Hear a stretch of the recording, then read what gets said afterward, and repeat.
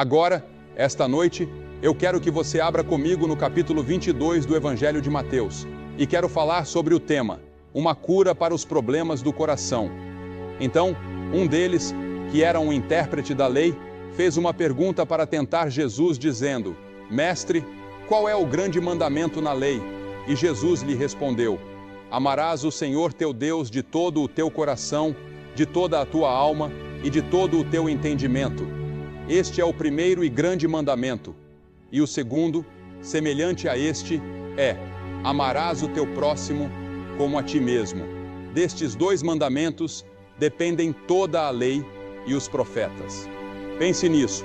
Toda a lei e todos os profetas dependem desses dois mandamentos. Quero repetir a passagem das Escrituras para que você possa memorizá-la. Mateus capítulo 22, versículos do 37 ao 40. E não foi um erro de Jesus. Ele fez isso deliberadamente. Ele mencionou o coração primeiro. Amarás o Senhor teu Deus de todo o teu coração, de toda a tua alma e de toda a tua força. Sabe, aqui em Syracuse, ao entrar na cidade pela I-690, há um enorme outdoor anunciando que Syracuse é o coração do estado de Nova York.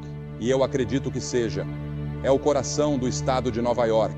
E o presidente Roosevelt, Franklin Roosevelt e Eleanor Roosevelt estavam associados mundialmente à região central de Nova York. E Bernard Baruch, que foi um dos grandes filósofos e conselheiros de 6 presidentes, além de um dos líderes judeus mais brilhantes do país. E um amigo meu certa vez foi questionado por Eleanor Roosevelt, que perguntou: se minha cabeça diz uma coisa e meu coração outra, qual eu devo seguir? E Bernard Baruch respondeu à senhora Roosevelt: siga seu coração. Veja, o coração é o centro da sua vida. Se você pensar no seu coração, no coração físico, ele bate cerca de 100 mil vezes a cada 24 horas. Ele se contrai 4.000 vezes por hora. Nosso sangue pesa cerca de 11 quilos e todo ele passa pelo coração a cada 4 minutos. Em Provérbios 23, 7, a Escritura diz: como um homem pensa em seu coração, assim ele é. Na Bíblia, o coração é mencionado muito além de ser apenas um órgão do corpo. Ele é considerado o centro das nossas emoções. Quando éramos meninos, lembro-me de que costumávamos gravar iniciais nas árvores ou na lateral de algum celeiro. O nome de nossa namorada e um desenho de um coração. O Dia dos Namorados é um dia para os apaixonados e o símbolo é o coração. Quando ficamos assustados ou excitados, colocamos nossas mãos sobre o coração.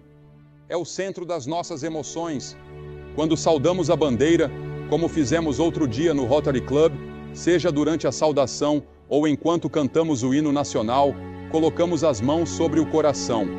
É um gesto que reflete patriotismo e emoção. O coração também é o centro das ações decisivas. A Bíblia diz: diz o tolo, não em sua mente, mas em seu coração, não há Deus. E em Provérbios 4:23 está escrito: guarda o teu coração com toda a diligência, pois dele procedem as fontes da vida. O coração é o lugar tanto da crença quanto da dúvida. Cristo disse: do coração procedem maus pensamentos, homicídios, adultérios, prostituições, furtos, falsos testemunhos e blasfêmias. Mas há algo de errado com o meu coração, e há algo de errado com o seu coração. Nossos corações estão doentes por uma enfermidade que a Bíblia chama de pecado. Na Bíblia, o coração também é considerado a semente da vida. A Bíblia diz que o seu coração viverá para sempre. Pense nisso. Seu corpo vai morrer e será enterrado, mas seu coração, sua alma, seu espírito viverão para sempre. Daqui a 1000 anos, ele ainda estará vivo.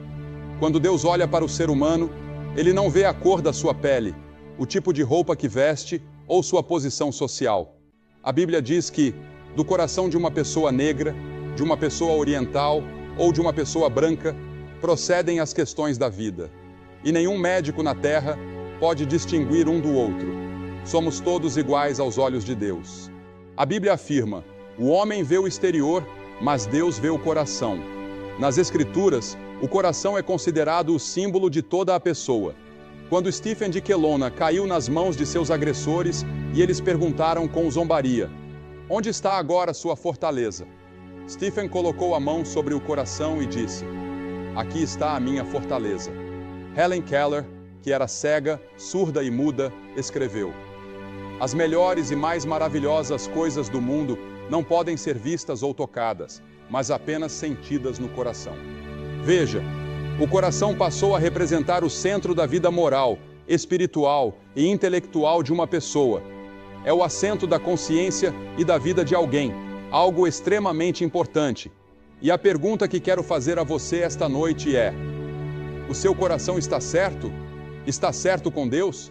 Porque se não estiver certo com Deus, seus pecados não estão perdoados. Você não irá para o céu quando morrer. Nossos corações precisam estar certos. Não pergunto sobre sua vida exterior. Não pergunto sobre sua vida intelectual, seu status financeiro ou sua vida social. Estou perguntando sobre o seu coração. E o seu coração? Examine profundamente o seu coração esta noite. Em seus pensamentos, como você está em relação a Deus? Você está certo com Deus? A Bíblia diz: prepara-te para te encontrares com o teu Deus. E para se preparar para encontrar Deus, o seu coração precisa estar certo e ser tocado pelo Espírito Santo. Agora, o que a Bíblia ensina sobre o coração? A Bíblia ensina que nossos corações são pecaminosos. O meu é, o seu é. Nós nascemos assim, desde Adão e Eva. Esse pecado é transmitido de geração em geração. Primeiramente, a Bíblia diz que nossos corações estão cheios de imaginações malignas. Provérbios 6,18 afirma: coração que maquina projetos iníquos. O que você imagina? Quais são suas fantasias? Sobre o que você fantasia? E em segundo lugar, a Bíblia diz que o coração é desesperadamente corrupto e enganoso. Jeremias 17,9 declara: enganoso é o coração, mais do que todas as coisas, e desesperadamente corrupto. Quem o conhecerá? Esse é o seu coração. É isso que a Bíblia diz sobre o seu coração. É o que Deus pensa sobre o meu coração e o seu. A Bíblia também afirma que o coração está distante de Deus. Em Mateus 15, lemos: este povo honra-me com os lábios, mas o seu coração está longe de mim. Quantos de nós vamos à igreja e cantamos? Quantos de nós vamos à igreja e ouvimos o pregador? Quantos de nós, exteriormente, vivemos uma vida aparentemente boa, mas nossos corações estão longe de Deus? Não temos aquela experiência com Cristo em que Ele está em nossos corações durante todo o dia, em que pensamos nele, oramos a Ele e o sentimos perto de nós. Mas deveríamos. Não estamos vivendo em nossos corpos e em nossas vidas o fruto do Espírito, que é amor, alegria, paz, bondade, fidelidade. E então a Bíblia diz que nossos corações são um tesouro de maldade. Em Marcos 7, Jesus afirmou: porque de dentro do coração dos homens procedem os maus pensamentos. Os pensamentos malignos vêm do coração. Adulterações. Você pode cometer adultério com seu corpo, mas ele começa no coração e na mente. Fornicações, homicídios, furtos, cobiças, maldades, enganos, lascívia, inveja, blasfêmia, orgulho, insensatez, todas essas coisas, Jesus disse, vêm do coração. Portanto, a coisa mais importante no mundo para você, esta noite, é ter certeza de que seu coração está certo com Deus e de que você foi perdoado por todas essas coisas. E quantos hoje têm corações obscurecidos? Muitas vezes, fico absolutamente impressionado com a ignorância que vejo no mundo. Uma ignorância que vem do fato de que as pessoas não conhecem a Deus, não conhecem a Bíblia, não conhecem o plano de Deus para os séculos. E por isso cometem tantos erros, porque seus corações estão obscurecidos e Satanás cegou seus olhos. Muitas vezes, falei com pessoas com pouca educação formal, mas que conhecem a Deus. E elas sabem mais sobre o que está errado e como corrigir do que aqueles que possuem uma educação brilhante. Há algo de errado conosco que não reconhecemos no mundo em que vivemos. Nosso mundo é secular. Nosso mundo não quer levar em conta que Deus existe ou que o homem foi feito à imagem de Deus. Nosso coração foi feito à imagem de Deus e criado para ter comunhão com Ele. Sem Deus, Ele é escuro. O diabo obscurece nosso entendimento. O pecado obscurece nossa compreensão. O pecado paralisa nossa vontade entorpece nossa consciência e corrompe nosso coração. Além disso, a Bíblia diz que temos corações incrédulos. Em Hebreus capítulo 3 lemos: Cuidado, irmãos, para que nenhum de vocês tenha um coração mau e incrédulo, que o leve a afastar-se do Deus vivo. E nossos corações estão cegos. Em Efésios 4 diz: Entendimento obscurecido, separados da vida de Deus pela ignorância que há neles, devido à dureza de seus corações. Nossos corações estão cegos. Você gostaria de ter seu coração iluminado pelo Espírito de Deus? Você que está assistindo pela televisão, pode pegar o telefone agora e ligar para o número que está na tela. Há um conselheiro pronto para falar com você sobre como você pode ter um novo coração, porque Deus promete um novo coração a todos aqueles que colocam fé e confiança nele. E você pode fazer isso agora. Que coisa maravilhosa! E a Bíblia ainda diz que nossos corações são enganadores. Jeremias 17:9 declara: Enganoso é o coração, mais do que todas as coisas. Pense nisso, mais do que todas as coisas, o coração é enganoso. Ele engana você, ele engana outras pessoas. E então, no Salmo 101, está escrito que nossos corações são orgulhosos. Aquele que tem olhar altivo e coração orgulhoso, não o suportarei, diz Deus. A Bíblia também afirma que nossos corações são rebeldes. Este povo tem um coração rebelde e obstinado. Revoltaram-se e foram embora, e nossos corações são idólatras. Pensamos em outras coisas mais do que pensamos em Deus. Qualquer coisa que você coloca acima de Deus em sua mente, torna-se idolatria. Pode ser aquela caixa no canto da sua sala, que chamamos de televisão. Se você passa mais tempo assistindo televisão do que lendo a Bíblia, isso pode ser idolatria. Se você gasta mais tempo pensando no que viu na televisão do que no que leu na Bíblia, isso é idolatria. Muitas vezes, preciso me ajoelhar e confessar que também faço isso. E digo: ó Deus, purifica-me e perdoa-me. Passei muito tempo diante daquela tela esta noite. Deveria ter estado lendo e absorvendo tua palavra, orando pelas pessoas na África e em outras partes do mundo, onde há tanta fome, tantas pessoas sem teto, tanto sofrimento. A Bíblia também diz que nossos corações são de pedra. Em Ezequiel 36:26, Deus promete: tirarei o coração de pedra da sua carne. A palavra diz que nossos corações são duros, frios e estéreis. Esse é o seu coração. É isso que a Bíblia declara. Assim Deus diagnostica seu coração. Você vai ao cardiologista para obter um diagnóstico. Ele usa instrumentos, realiza testes de esforço, faz um eletrocardiograma ou um angiograma. Lembro-me da primeira vez que fiz um angiograma na Mayo Clinic, em Rochester, Minnesota. Estava um pouco nervoso. Deitado lá, disse ao médico. Havia vários médicos presentes. Quando vocês vão inserir aquele tubo e colocar o contraste no meu coração? Porque havia uma grande tela à minha frente. Ele respondeu: já está lá, olhe para a tela. Eu nem percebi quando fizeram. Havia pessoas que me deixaram nervoso antes, mas a experiência foi muito diferente do que eu imaginava. A Bíblia também diz que nossos corações podem se endurecer. Pense em Faraó. Outro dia, estava assistindo a um trecho do filme Os 10 Mandamentos. Estava passando em um dos canais e mostrava como Faraó endureceu seu coração. Em Êxodo 7 lemos: o Senhor disse a Moisés: o coração de Faraó está endurecido, ele se recusa a deixar o povo ir. Deus enviou 10 pragas para amolecer o coração de Faraó, e toda vez ele prometia que deixaria o povo de Israel sair do Egito, onde eram escravos. Mas Faraó não cumpria. Ele endurecia o coração e quebrava suas promessas. Deixe-me dizer algo importante. A Bíblia adverte em Provérbios 29:1. O homem que endurece o pescoço, sendo muitas vezes repreendido, será quebrantado de repente, sem que haja cura. Em outras palavras, chegará o momento final em que você endurecerá o coração e tudo estará acabado. Não haverá mais chances para você. Quando endurecemos o coração, ele forma uma espécie de anel ao redor, tornando-se mais difícil para o Espírito Santo alcançar você novamente. Cada vez que ele fala e você rejeita, seu coração endurece mais, como o coração de Faraó, que se tornou cada vez mais impenetrável. Chegará o momento em que, mesmo que Deus fale, você não conseguirá mais ouvi-lo. E você, como está o seu coração? Está em paz com Deus? A Bíblia diz que Deus examina os corações. Pense nisso, o Deus Todo-Poderoso estudando o seu coração. Todo o caminho do homem é reto aos seus próprios olhos, mas o Senhor sonda os corações. Provérbios 21, 2.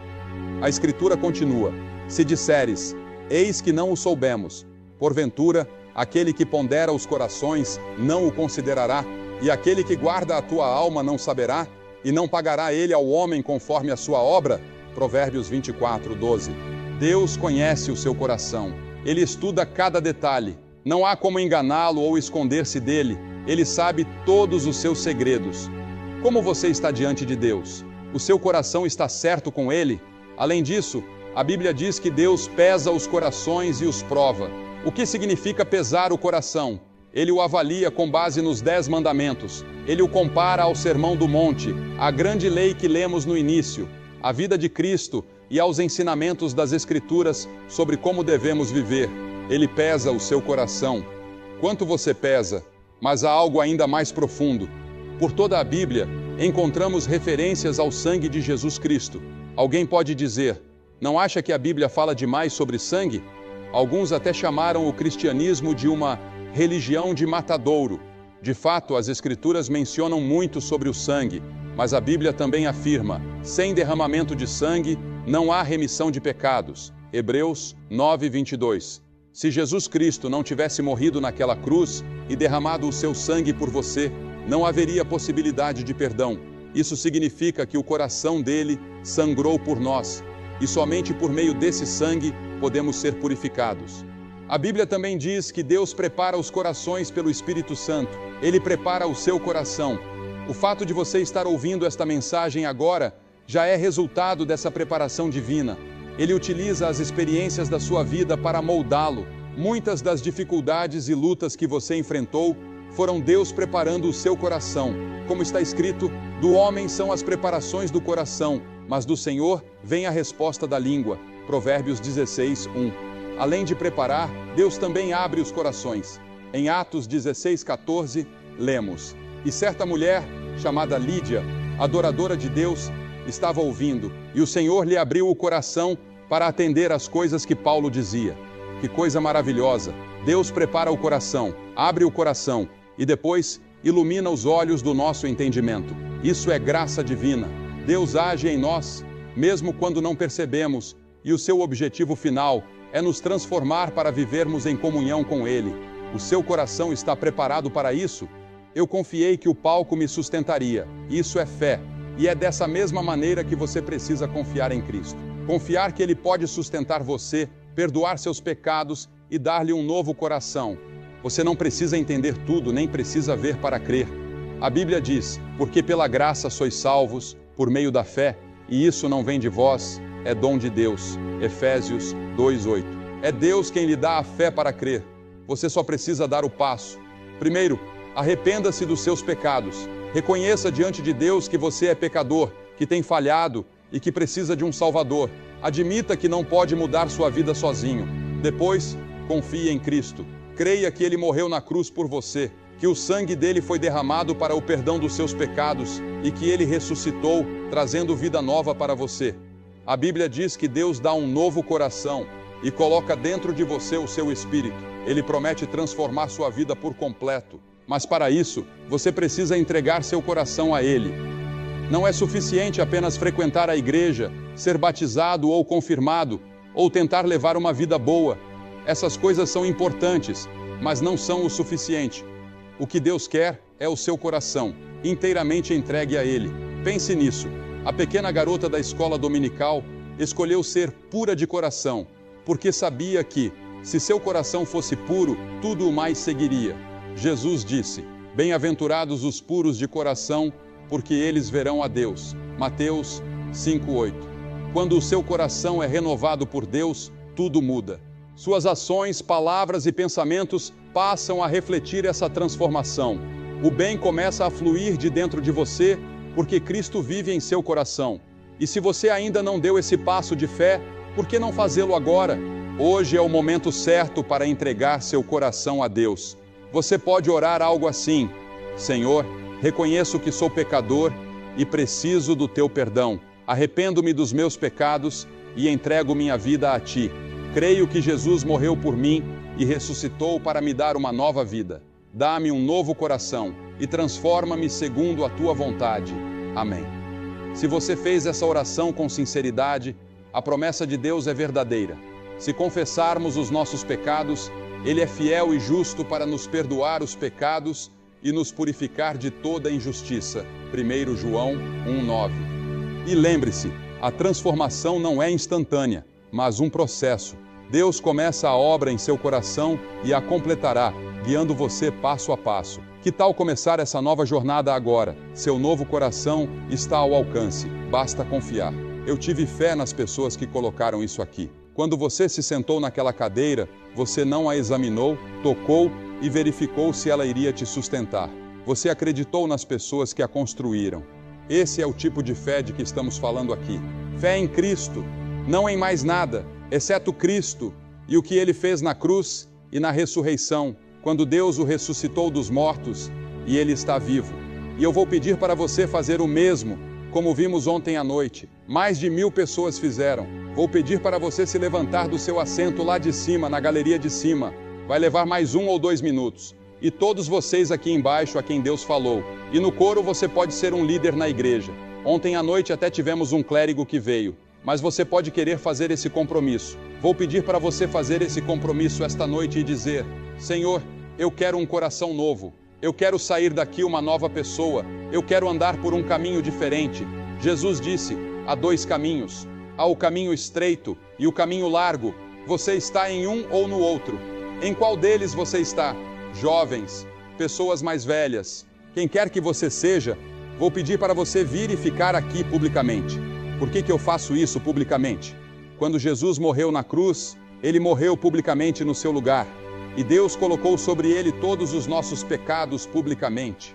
Ele disse: se você não estiver disposto a me reconhecer publicamente diante dos homens, eu não o reconhecerei diante de meu Pai, que está nos céus. Há algo em vir e torná-lo público que Ele exige, e isso também faz algo psicológico por você. E então, você deve segui-lo e servi-lo. Não é apenas uma experiência única. Isso é o começo de algo novo que será diário com você, no qual você confia nele. Você está disposto a pegar a cruz, negar a si mesmo e segui-lo. Você está disposto a olhar para os seus vizinhos e as necessidades do mundo de uma forma nova. Vou pedir para você se levantar e vir agora. E depois que todos vocês vierem, vou dizer uma palavra a vocês, orar com vocês e entregar um material para ajudá-los em sua vida cristã. E se você estiver com amigos ou parentes, ou veio em grupo, eles vão esperar. Mas você se levanta e vem. Vamos mantê-lo aqui apenas por alguns momentos. Apenas se levante e venha agora, centenas de vocês a quem Deus falou. Há uma pequena voz dentro de você que diz: você deve vir. Você venha esta noite, de onde você está. Você lá em cima e no coro. Deus falou com alguns de vocês. Se levantem e venham.